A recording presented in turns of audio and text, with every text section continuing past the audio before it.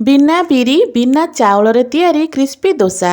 आज ही दोसा बनवाई ना ही बिरी चाउल को घंटा घंटा बतुरेबार अच्छी ना ही ताको बाटिबार। खूब कम समय आउ सहज उपाय सुजी रे तैयारी ए दोसा देखिबाई जेतिकी सुंदर लगुच ना खाइबापी सेतिकी ही स्वादिया ता सहित बनवा बहुत ही सहज। नमस्कार, मु रश्मि रश्मि यूट्यूब रे आपण समस्त को स्वागत। आशा करुच्ची आपण मानकु आजिर ई दोसार रेसिपी निश्चय पसंद आसिबो। घरे जदि केतबळे दोसा खाइबापी इच्छा हुए ना आपण माने मात्र 15 रु 20 मिनिट भितर सुजी रे तैयारी ए दोसा को घरे बनै परिबे। वीडियो को संपूर्ण देखिबापी अनुरोध। एबे चलंतु स्टार्ट करिबा आजिर रेसिपी।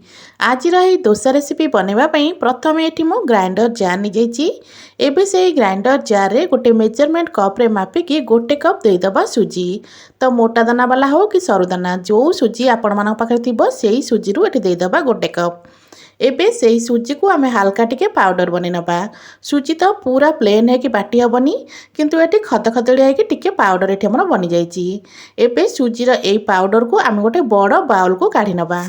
सांग माने आजिर ही रेसिपी वीडियो को आपण माने को जगार देखुंत कमेंट करी निश्चय जनइबे जहाँफल कि मु आपण मानक धन्यवाद दे परिबी। तो जो मेजरमेंट कप रे मापिकी मु सुजी नहीं थी से कप रे मापिकी एठी मु गोटे कप देइथिली दही सहित कप धोई हाफ कप एठी मु पानी देइथिली। एबे एई सब जिंस को आमे भल भाबरे मिसै नबा। सब जिंस को भल भाबरे मिसै सरला परे जदि हमको आउ पानी लागिबो ताहले आमे आउ पानी एठी यूज करिबा। तो ये देखिपे सब जिनस को भल भाव में मिसई सारापर बैटरटा ये आमर पूरा सुखा सुखा अच्छी। तो ये सुखा सुखा बैटर तो आमको लगनी। तो ये मु आउ हाफ कप पानी दे दूची। आउ हाफ कप पानी दे सारापर या भल भाव में आम मिसईबा। एठी मु कहि रखुची जदि आपण मानकु आजिर एई रेसिपी वीडियो भल लागे वीडियो को लाइक करिवे शेयर करिवे। जदि आपण माने मो चैनल रे नुआ अछंती ताहले प्लीज चैनल को सब्सक्राइब निश्चय करनेबे। तो एठी देखि परथिबे सब जिंस को मु भल भाबरे मिसई नैची। मिसई सारला परे बैटर कंसिस्टेंसी मध्ये आपण माने एठी देखि परथिबे। सुजी रो एई बैटर को बेसी पतला करी बिल्कुल भी बनेबेनी। तो बैटर कंसिस्टेंसी को एमिति ही रखिबा। तो ये आमर सुजीर बैटर तो रेडी हो गलानी। एबे चलंतु आकु कभर करके पाखापाखि 10 मिनिट पई छाड़ीदबा। से समय भितर आमे बनै नबा चटनी। चटनी बनवाई ये गोटे प्यान रे अल्प टिके तेल देइथिली। तेल आमर भल भाव में गरम हो सारा पर पाखापाखि 50 ग्राम बुट डाली एठी मु देइथिली। एई बुट डाली को आमे भल भाव में टिके कलर चेंज हुआ पर्यंत भाजिबा। गैस रो फ्लेम को एठी मु मीडियम ही रखिछि। मीडियम फ्लेम रे पाखापाखि 3-4 मिनिट भाजी सारा पर एठी देखि परथिबे डाली रा कलर पूरा चेंज हो गलानी। डाली रा कलर एमती चेंज हो गला पर एठी आमे अल्प पानी दे दबा। आ गैस रो फ्लेम को ऑफ कर नबा। आकु पानी देकी पाखापाखि 10 मिनिट पई भल भाव में बतुरे दबा। 10 मिनिट रे एटा भल भाव में बतुरी जिवो। तो ये देखि परथिबे 10 मिनिट पर ए डाली को मु गोटे ग्राइंडर जार रे दे दीची। एबे सेतिरे 2टा कंचा लंका खंडे दबा आंब कसिया अदा ता सहित अल्प एठी मु देइथिली नडिया। एबे सेतिरे आमे दबा अल्प टिके आंबुल आपण माने चाहिले एठी कोइया मध्य देइ परिबे। ता सहित स्वाद मुताबिक लूण दे अल्प टिके पानी दे दबा। आ एई सब जिंस को पूरा चिकन करी आमे बाटी आनिबा। तो एठी देखि परथिबे सब जिंस को मु पूरा चिकन करी बाटी नेची। तो एठी चटनी को एमिति पूरा चिकन करी बाटी सरला परे एबे एई चटनी को आमे गोटे जागा को काढी नबा। तो ग्राइंडर जार रे जहाँ भी चटनी लगी अल्प टिके पानी देकी ताकू भल भाव में टिके धोई नबा। तो एठी देखि परथिबे आम चटनी तो पूरा रेडी हो गलानी। एई चटनी को आउ टिके चटपटा बनैबा पई एबे चलंतु गोटे तड़का दबा। तो तड़का दबा पई प्रथम आमे तड़का प्यान को गैस ऊपर बसई भल भाव में गरम करनबा। एठी देखि परथिबे हमर प्यान पूरा भल भाव में गरम हो जाइछि। एबे सेथिरे पाखापाखि गोटे चमच हबो आमे देई दबा तेल। तेल भल भाव में गरम हो सारा पर एठी आमे दबा गोटे चमच सोरिष ता सहित 3 रु 4टा परिका एठी मु देइथिली सुखला लंका। सोरिष लंका को भल भाव में फुटै नबा। सोरिष लंका आमर भल भाव में फुटी गला परे एठी आमे अल्प दे दबा भृसंग पत्र। भृसंग पत्र निहाती देबे फ्लेवरटा पूरा मस्त आस्थाए। तो भृसंग पत्र अल्प दे सारा पर सब जिंस को आमे हल्का टिके भाजी नबा। सब जिंस भल भाव में भाजी हो सारा पर एबे आमे चटनी रे एई तड़काटा को ऐड करिबा। एठी मु चटनी रे ए तड़का को दे देथिली। तड़का को दे सारा पर भल भाव में मिसई नबा। तो एठी हमर चटपटा चटनी पूरा रेडी हो गला। तो दोसा रे खाइबा पई चटनी तो एठी हमर रेडी हो गला। एबे चलंतु ए चटनी को आमे रखि नबा साइड रे। आ दोसा पई बनै नबा एठी आलू मसला। आलू मसला बनैबा पई गैस ऊपर गोटे प्यान रखिथिली। प्यान गरम होला परे गोटे चमच देदेबा एठी तेल। तेल गरम होला परे हाफ चमच देबा सोरिष। सोरिष हमर टिके फुटी गला परे एठी हम देबा पियाज। तो एठी मु गोटे बड़ साइज रो पियाज को छोट छोट खंड रे काटि नेथिली। एबे ई पियाज को एठी देदेबा। पियाज को भाजिला बेले गैस रो फ्लेम को मीडियम रे ही रखिथिबे। मीडियम फ्लेम रे हल्का पियाज रो कलर चेंज होआ पर्यंत आमे याकू एपट सेपट करी भाजी नबा। पाखापाखि 1 ରୁ 2 मिनिट भाजिला परे एठी देखि परथिबे पियाज रे हल्का हल्का कलर आसीबा को लागिलानी।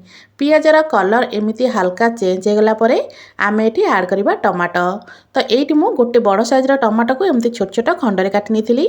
एबे ए टमाटो को देई सल्ला परे एठी अल्प देई देबा भृषंग पत्र। आ एई सबु जिंस को आमे भलो भाबरे भाजी नबा। यही सबु जिनस को आम से पर्यंत भाजवा जे पर्यंत टमाटो आमर भल भाव नरम न हो जाइए। तो पाखापाखि 2-3 मिनिट भाजिला परे ये देखिपे टमाटो आमर बढ़िया से पूरा नरम हो गलानी।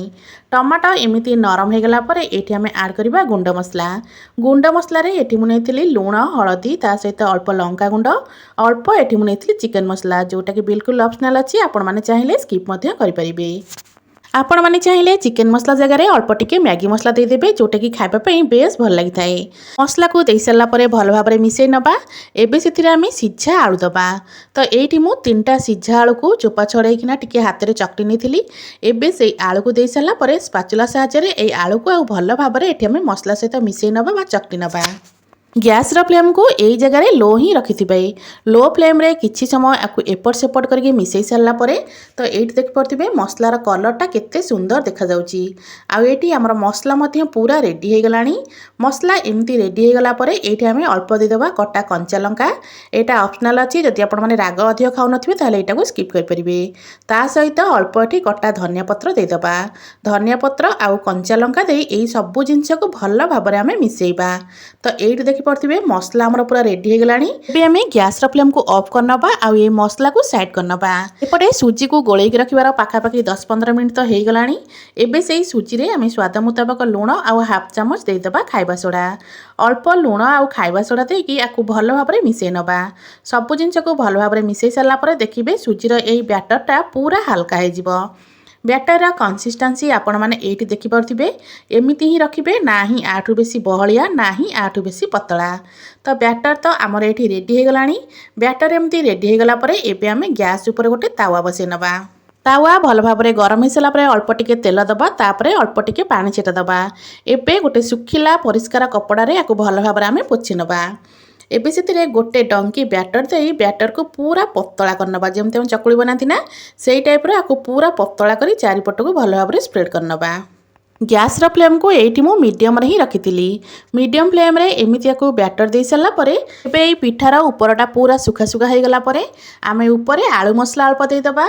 एबे आलू मसला देई सल्ला परे एठी मु अल्प नडिया कोरा देई दोची। नडिया कोरा आ आलू मसला देई सल्ला परे आमे एबे एई डोसा को फोल्ड करनबा।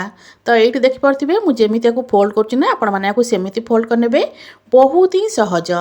तो एठी आकु एमती फोल्ड कर सल्ला परे एठी मोर प्रथम डोसा पूरा रेडी हे गला। सेम प्रोसेस रे एबे चलंतु सबु जाका डोसा बनै आमे रेडी करनबा। एठी मो सबु जाका डोसा को बनै गोटे प्लेट को काढी नेतिली।